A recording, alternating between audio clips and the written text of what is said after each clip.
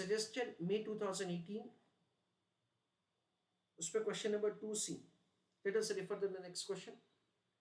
Explain the interface of the financial policy and strategic management.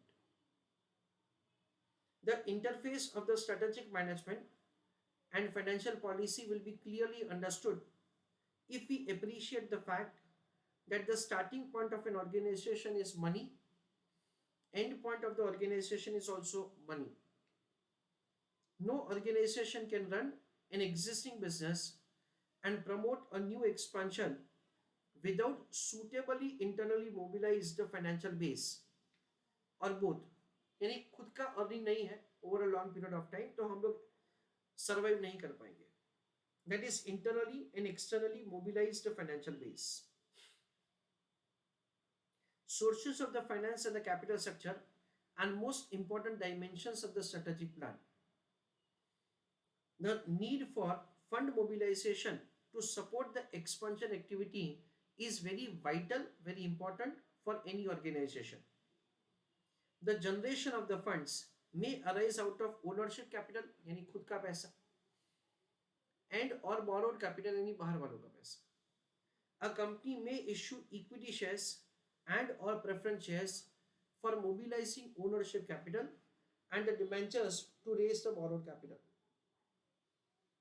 Policy makers should decide on the capital structure to indicate the desired mix of the equity capital and debt capital. There are some norms of the debt equity ratio. However, this ratio in its ideal form varies from industry to industry. तो manufacturing industry के लिए कुछ और है, service industry के लिए कुछ और ऐसा.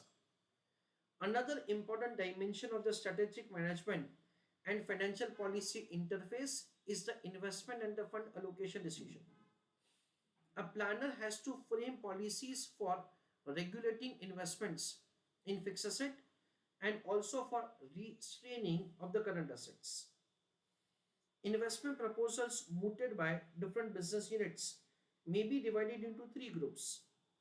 One group type of the proposal will be addition of a new product, नया type का product, increasing the level of the operation of an existing product, यानी expansion का बात कर रहे हैं, cost reduction and efficient utilization of the resources through new approach and or closer monitoring of the different critical activities. Dividend policy is another area for making financial policy decision affecting the strategic performance of the company. A close interface is needed to frame the policy to be beneficial for all. Dividend policy decision deals with the extent of the earning to be distributed as dividend and extent of the earning to be retained for future expansion scheme of the organization. It may be noted that, say, in above discussion, the financial policy of a company cannot be worked out in isolation, यानी separate नहीं हो सकता है, of other functional policy. It has a wider appeal and closer link with overall organizational performance and direction of the growth. As a result, preference and the patronage for the company depend significantly on the financial policy framework. Attention of the company, that is corporate planner, must be drawn while framing the financial policies, not at later stage, बाद में नहीं, but during the stage of the corporate planning itself. So clearly, this is the kind of answer that they are expecting. Almost the language of the module with no change.